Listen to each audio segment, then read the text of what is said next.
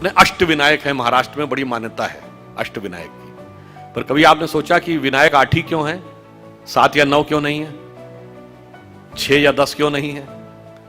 हमारे यहां कोई भी चीज बगैर कारण के नहीं है, बगैर तर्क के नहीं है। अच्छा, कभी आपने सोचा कि भगवान गणेश का शरीर मनुष्य का है और सर हाथी का क्यों है? और उनका सर काटा क्यों गया? सर हाथी का क्यों है, सवारी चूहे की क्यों है? दोनों में बहुत विरोधाभास नजर आता है ना। और उसके बाद यदि हाथी का सर है तो उनको एक दंत क्यों कहा गया? हाथी के तो 2 दांत होते हैं, तो फिर एक ही दांत क्यों है? और अगर एक ही दांत रहना था तो एक ही दांत होना चाहिए था उनकी मूर्ति में, वो दूसरा दांत टूटा हुआ क्यों है? और बल्कि जो आप वास्तविक मूर्ति देखते हैं उसमें टूटा हुआ दांत एक हाथ में पकड़ रखा उन्होंने। कभी आपने विचार किया कि ये क्यों है? इसमें से कुछ भी कहानी नहीं है, कुछ भी कल्पना नहीं है। और गणेश जी किसके देवता हैं? रिद्धि और सिद्धि के देवता हैं, यानी संपूर्ण सिद्धियां गणपति की आराधना से मिलती हैं। और गणेश जी पुत्र किसके हैं? शिव पार्वती के। और शिव ने ही सारे आगम ग्रंथ दिए हैं, यानी जिसको आप कहते हैं ना, आपकी चेतना के जागरण के सारे स्वरूप भगवान शिव ने दिए हैं। अब समझिए गणपति के सारे जो स्वरूप हैं इनका अर्थ और तात्पर्य क्या है।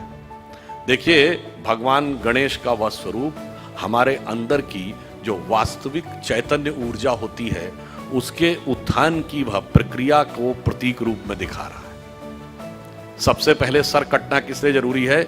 वह आप अंदर की यात्रा करके अपनी कुंडलनी शक्ति को तब जागृत कर सकते हैं जब पहले आप अपने अहंकार को नष्ट करने में सफल होते हैं। तो आपका सर कटने का स्वरूप प्रतीक ये है। दूसरा, हाथी का ही सर क्यों है? क्योंकि हाथी की जो सूंड है, और आपने देखा होगा हमेशा गणपति की सूंड इस दिशा में यूं है, कभी ऐसे नहीं है। क्यों? वह उस शक्ति का प्रतीक है जो अपवर्ड्स है, यानी जागृत शक्ति, आपके शरीर की कुंडलनी की शक्ति जब वो ऊर्ध्व की तरफ होती है उसका प्रतीक है। और हाथी इसलिए है कि हाथी के मस्तक में गज मुक्ता कहा जाता है। माना जाता है कि हाथी के यहां मस्तक में एक मुक्ता है, तो वो ब्रह्मरंध्र का प्रतीक है। और जब वो मुड़ी हुई सूंड ऊपर है, और चूहे की सवारी क्यों है? क्योंकि चूहा जमीन के अंदर जाकर अपना बिल बनाता है। तो जब आप एकाग्र चित्त होकर अपने अंदर की यात्रा में उतरते हैं तभी जाके आप इस शक्ति को पहचान पाते हैं और उस शक्ति को ऊपर उठाने का सामर्थ्य पा पाते हैं। 8 ही विनायक क्यों हैं?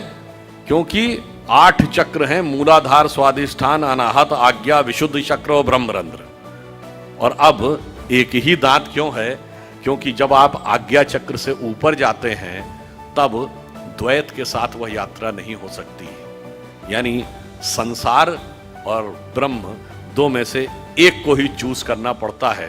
तो वह दांत टूटा हुआ क्यों है?